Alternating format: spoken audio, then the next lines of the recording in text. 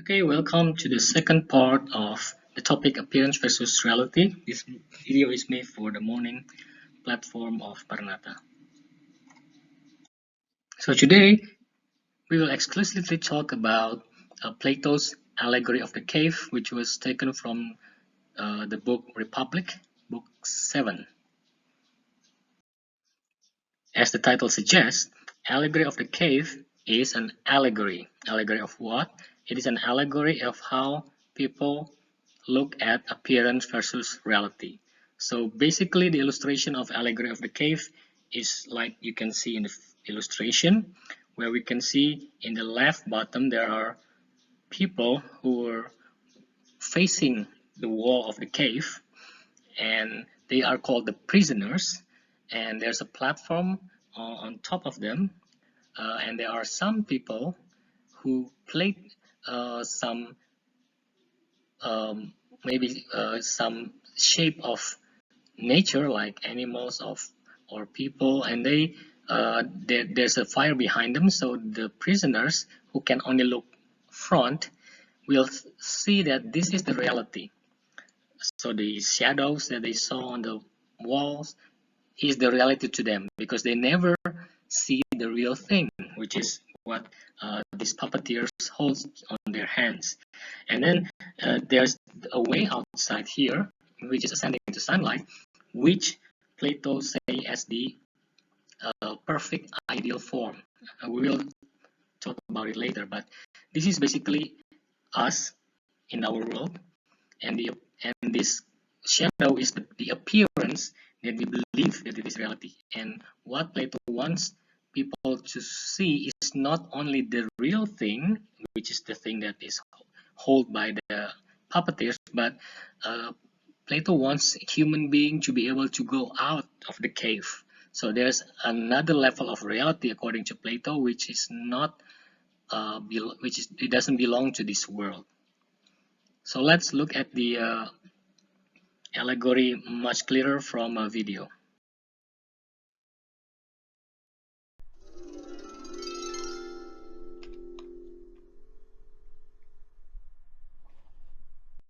Hello and welcome to Philosophy Vibe, the website where we discuss and debate different philosophical ideas. Today we're going to be looking at a very interesting piece from Plato and a very important thought for all philosophers, and that is the allegory of the cave. Plato asks us to imagine a group of prisoners trapped in an underground cave. These prisoners have been there since birth. They have lived their whole lives in this underground cave with their legs and necks chained so they cannot move. Behind them there is a fire burning. Occasionally, those that rule the cave will hold up different objects in front of the fire so as to cast a shadow on the wall in which the prisoners see. The rulers will also make sounds so the prisoners can hear different echoes in the cave. They are the puppet masters. They control the prisoners' perception. Well, as the prisoners have been there from birth, they do not know any different. All they have ever seen their whole lives are these shadows. They think this is what life is. The shadows and the echoes are their reality. Over time they come to recognize the shadows and attach names to them. They even have competitions with each other over who can guess which shadow will turn up next, and give each other honors and praises for the one who can guess the best. As far as they are concerned, this is life. However, one day one of the prisoners gets loose. His chains break off his legs and neck. He then stands up for the first time. He looks around, confused by this. He then begins to walk. Looking around, he sees the fire, the first time he has ever perceived such a thing. He also sees the puppets next to the fire. He even recognizes some of the puppets from the shadows he had seen. And now he has realized the shadows must have come from the puppet, and in fact, it is this puppet that is the greater reality. The prisoner then carries on walking and walks out of the cave. Immediately the sun burns his eyes, causing him discomfort, so he shields them. But gradually his eyes begin to adjust. He opens them up and he sees the world for the very first time. He sees the sun, the trees, the animals, everything around him. He realizes that up until now he did not know what the true reality was. The shadows were just images of the greater reality. There is so much more to life than what he had been perceiving. Now the freed man is having a great time and is so thankful he has seen the truth and the real world. But he then remembers the other prisoners, the people that he had spent his whole life with. He pities them as they are just ignorant of the real world, ignorant of the truth. After all, there is a greater reality than that in which they perceive. So, the freed prisoner returns to the cave in order to enlighten his friends, but they just cannot understand what he's saying. He tries to explain to them of the greater reality, but they cannot begin to comprehend. This is the only life that they know, and they cannot understand anything else. They then notice the freed prisoner's eyes have changed from being exposed to the sun, and because of this he struggles with seeing and guessing the shadows. They laugh at him and all agree that leaving the cave is a waste of time. They then threaten to kill anyone else who dares leave the cave. So then, what does this cave mean? What does this allegory represent? Let's look at it. I think the cave is a symbol of our lives. It shows that we base truths on what we see and what we hear in front of us, not really knowing what the truth is. Our reality could just be mere shadows of something bigger, something greater. Correct. Just like the prisoners who only ever saw the shadows, they believed this was life, an ignorant and an unintelligent group. So, what about the competitions Plato mentions? Well, the competitions the prisoners had and the honours they gave themselves represents the idea that those who understand the empirical world around them become the leaders. But in the greater scheme of things, these honours are meaningless, as the world they are perceiving is a lesser reality. Yes, knowledge and truth is better than being the master of force. I agree. So then, this brings us to the prisoner who escapes. This person represents the philosopher, the one who seeks to find knowledge outside of the cave, the one who knows that what they perceive in the cave is not the whole reality, but there is a greater reality to be discovered, a greater life than the one our senses immediately perceives. Yes, I can see that. Then the prisoner returned to the cave, back into the darkness, literally and metaphorically. He had seen the greater reality, why did he want to go back? The reason the prisoner returned was to enlighten the others, as this is what the enlightened should do, try and spread the truth and get people to see the actual reality. But as we saw, the prisoners could not understand what they had not experienced. They ridiculed the idea of leaving the cave and wanted to punish those who tried. Yes, they did. This is representative of people being dismissive and even afraid of what they do not understand. They cannot comprehend the ideas and are afraid of philosophical truths. They would rather no one ever knew the truth than to change the lives they have. Throughout history, many great men have been imprisoned and even killed because of speaking the truth and trying to enlighten people. Even Plato's teacher, Socrates. We can see Plato's allegory of the cave draws frighteningly similar characteristics to our everyday world. So then, look around you. Think about your world, your life. Are you not just a prisoner now, living the only life you know, perceiving that which is immediately in front of you? Is your reality maybe just shadows of an even greater reality? Are you even able to comprehend anything greater? Are you prepared to explore outside this cave? So, based on the allegory of the cave, we know that there are at least three levels of reality. The first level, the lowest one, is the shadow. And this is the allegory to the people who focus only on the appearance. So they only live in the lowest level. And then the second level is the puppet master who holds the objects. Now, those are the realities that we have in our lives, so the real reality. And that is not the end of our search for reality according to Plato, because we have to go out from the cave, which in this case is what Plato says as the theory of forms or the theory of ideas. So becoming a puppet master who knows the object alone is not enough. People has to go out of the cave to reach beyond the reality that this world gives us. And according to Plato, just like I said, reality consists of two realms. First, there is the physical world, which is the world of the puppet master. They hold the object and stuff. So it's the world that we can observe with our five senses. And second is the world made of eternal perfect forms or ideas, which is allegorized by the things outside the cave. So what are forms that Plato talk about? So the forms that Plato talk about is a perfect template that exists somewhere in another dimension.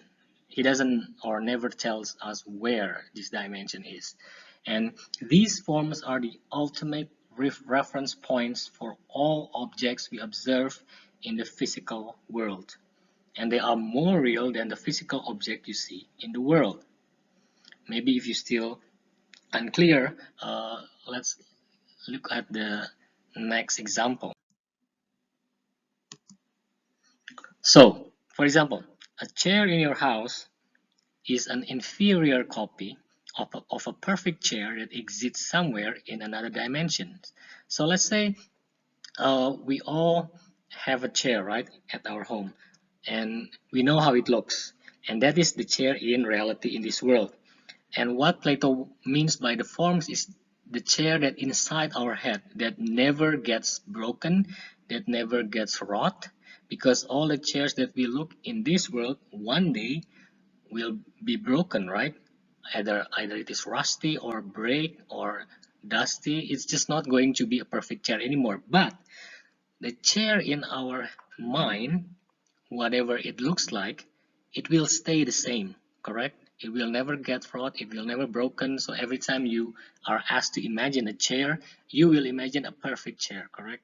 That never, that doesn't break or anything. So that is what is meant by the forms, that thing inside our head, that template, which is ideal because it never break, it will always be there, it will not be affected by weather or anything. Even though when we are old and then someone asks us to imagine a chair, the chair will be there in our mind perfectly. And a horse you see in a stable is really an imperfect representation of some ideal horse that exists somewhere. So this is pretty much the same.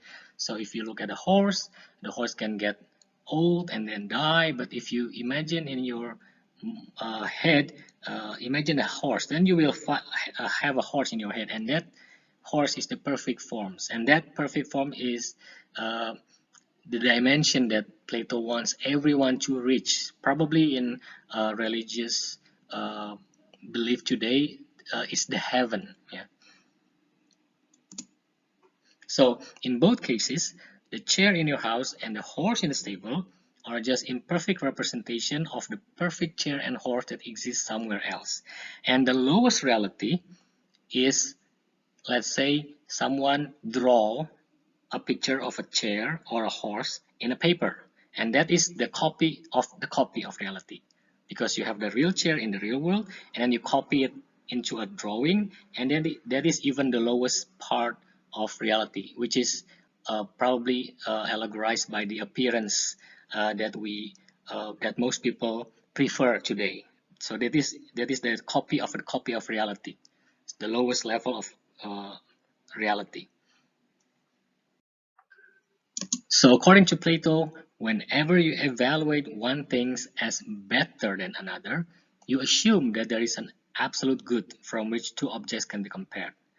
This absolute good is what Plato means by the forms or ideas. So, for example, let's say you you go to a mall and then you saw some clothes and then you say, okay, this is much better than I have, or this one is much better than this one. So when you say much better, it means that you have in your mind that perfect ideal forms, and that is what Plato means by the absolute good or the forms or the ideas. And these are some questions for yourself to reflect on. So based on all our discussions from first part and the second part, then you can ask yourself what kind of person you are. Are you those people who think that appearance is more important than what lies beneath, which means that you are living in the appearance world, the lowest kind of reality? Or are you those people who do not really care about appearance as long as you are comfortable with yourself?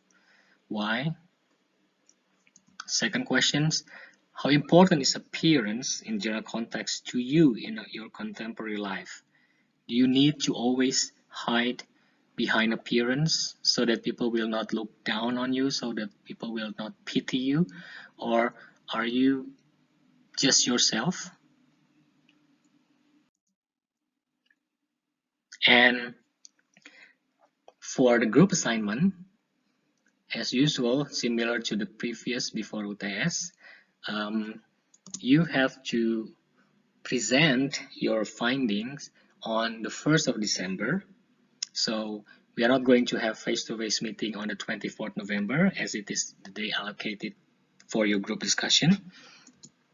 And then your group has to find a real case in society about the issue of appearance versus reality. So just find in social media, in whatever real life that you think it has something to do with the context of appearance versus reality, with the context of how people choose reality or choose appearance, and so on. And these are the guiding questions for your group. First, provide a short explanation about the case that you choose. And then after that, you decide based on the case that you chose, which is more important in the case. Is it the appearance or reality? So how the dynamic between appearance and reality happens in that case. And then based on the first question, why do you think that person or that group of people in your case, or whatever it is in your case, prefer the one as more important than the other? So what do you think rationalize their action to be like that? And then the last question, in your group opinion, which one do you prefer? Bitter reality or sweet dream or simulation?